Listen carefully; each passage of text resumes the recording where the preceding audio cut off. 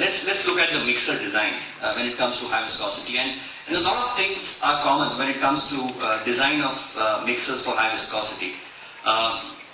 Typically, the mixing element would operate within all parts of the mixing vessel. So it's either the mixing element operates within all parts of the mixing vessel, it would rotate in fairly close clearances with the vessel, typically 1 to 2 mm, or something in case of the high-speed dispenser where in a newer shaft mixer you have the anchor which would move the material to the dispenser, and that's where the shear would actually happen. So low clearances to the tune of 1 to 2 millimeters. The mixing elements may comprise of intermeshing blades. There is a tendency of material to kind of cylinder on the blades as they move along in the mixing.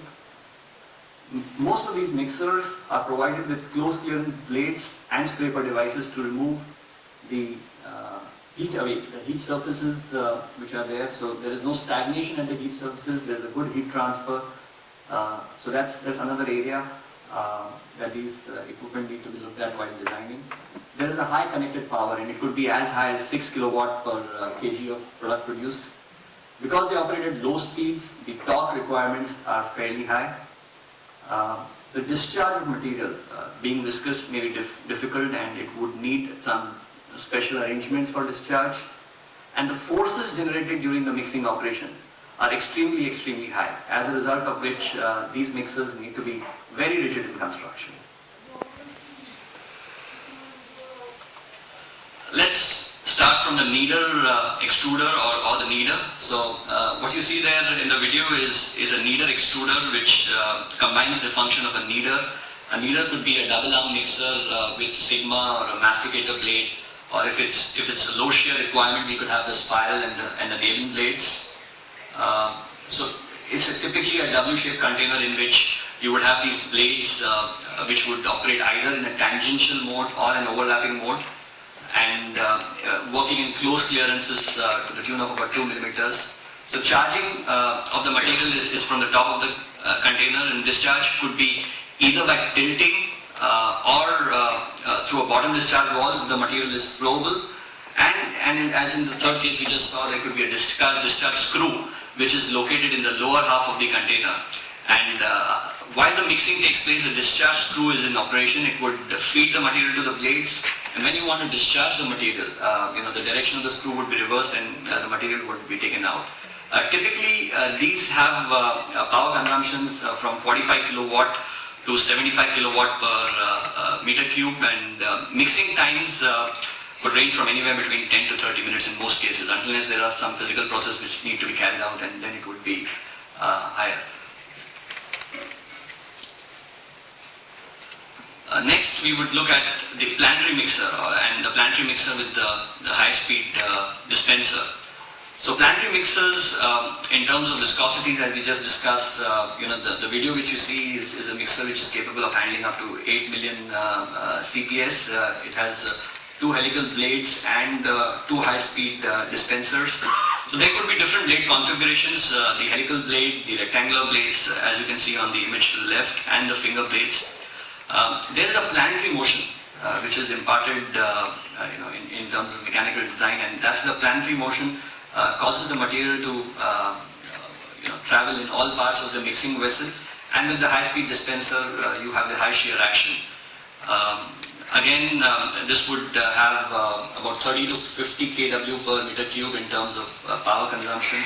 The biggest advantage of this kind of mixers when it comes to industries where contamination of the product could be a challenge, is that the seals are above the mixing area. So the seals, the areas where the mixing elements come out into the mixer, that's kind of in the top zone and doesn't interfere with the product material.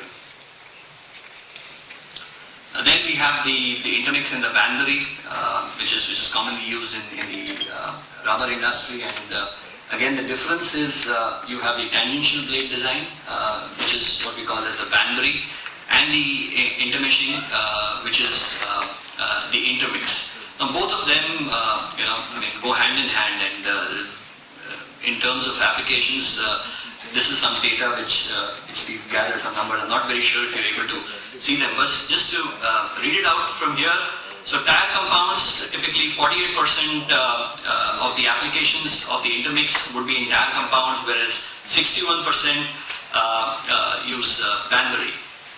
Technical rubber, the figures as far as Intermix is concerned would be 46% and 16% as far as the Banbury.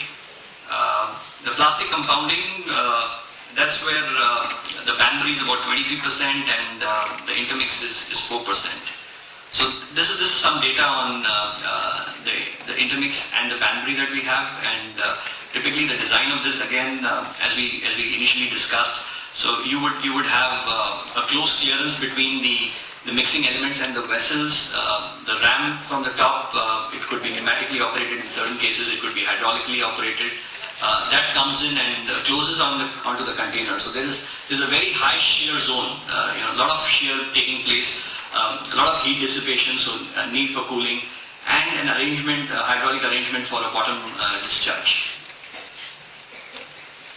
Moving on to continuous mixers, typically the single and the twin screw extruder, where you would have the materials being charged at one end and the discharge at the other end, and as the material travels from the charging point to the discharge point, you would add in the fillers, the plasticizers. There would be a heat generation, because of the shear that takes place between the mixing element and the vessels, and also because of the external heat which could be provided.